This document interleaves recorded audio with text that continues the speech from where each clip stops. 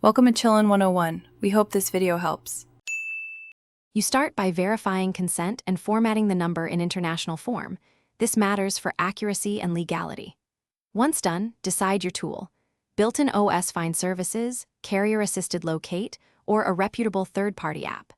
Make sure the target device has location services enabled and a network connection. Otherwise, you'll get no result. Now, open your chosen service and enter the full number or link the account as required to move to the next step. Next, you perform the actual locate operation.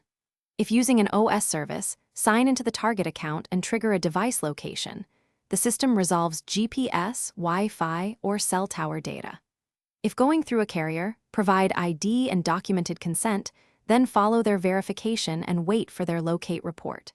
For third-party apps, install and pair devices, enable background location and permissions, and then request the device's position. Make sure battery-saving modes are off for best precision. Finally, confirm the return coordinates on a map and note the timestamp and accuracy radius to understand reliability. If you get no result, make sure the device has network access, GPS enabled, correct permissions, and sufficient battery. Also check airplane mode. If problems persist, restart both devices, re-establish pairing or account sign-in, and retry the locate request.